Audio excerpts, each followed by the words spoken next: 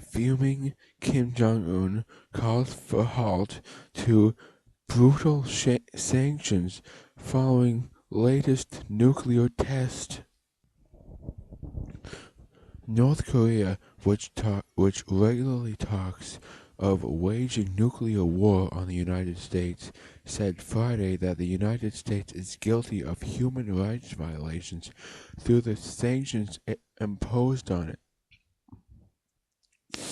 Today, the U.S.-led racket of brutal sanctions and pressure against the DPRK constitutes temporary human rights violations and genocide, the North Korean mission to the United Nations in Geneva said in a statement using the acronym for North Korea's official title, the Democratic People's Republic of Korea.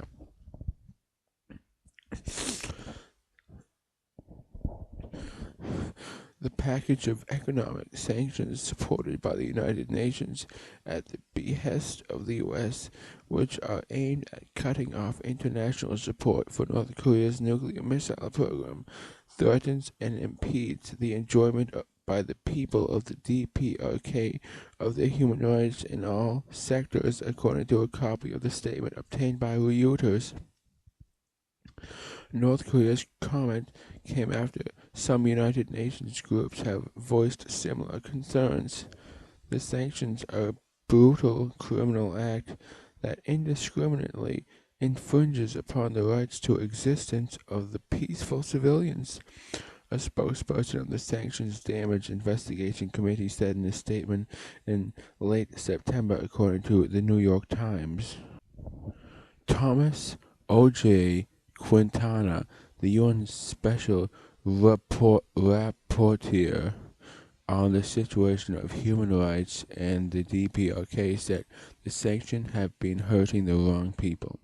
I am concerned with the possibility that these sanctions might have a negative impact on vital economic sectors and therefore a direct consequence of the enjoyment of human rights, he said. According to the Center for Research on Globalization, the shipment of wheelchairs and essential equipment for persons with disabilities may have also been constrained. In addition, humanitarian actors are now facing difficulties to source much-needed supplies and carry out international financial transactions. History shows us that sanctions can have devastating impact on the civilian population.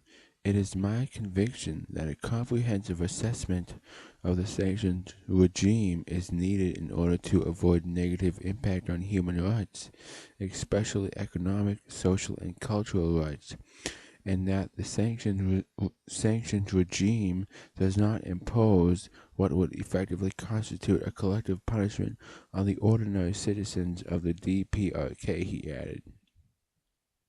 Overall, the rise in military sanctions in the Korean Peninsula over the past year has been a serious impediment to an open human rights dialogue, Quintana said.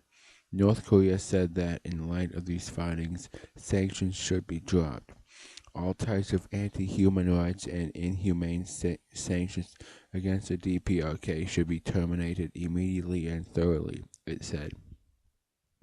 Although some level of sanctions has been in place for years, the Trump administration has begun to tighten the noose around North Korea in a way not done by prior administration. I don't know if North Korea will survive a year under sanctions, Ri Jong-ho, a former North Korean official previously tasked with managing the regime's finances, said recently. According to CNBC, the sanctions that the White House has imposed on North Korea are of a historic level. Never before has the country faced such tough sanctions. As President Donald Trump embarked upon his Asian trip Friday, initial indications were that neither his policy nor his language will change. I don't think the president really modulates his language. Have you noticed him do that? McMaster, Trump's national security advisor, said Thursday. What's inflammatory is the North Korean regime and what they're doing to threaten the world. I think there would be a grave danger if that regime didn't understand our resolve, the president's resolve to counter North Korean aggression, he added. I deeply apologize. I don't think that North Korea should have sanctions anywhere near it. And furthermore, I believe some of the U.S. I believe some of the U.S. should have a missile launched at it. Particularly some parts where the transgender and the gay people, you know, who roam and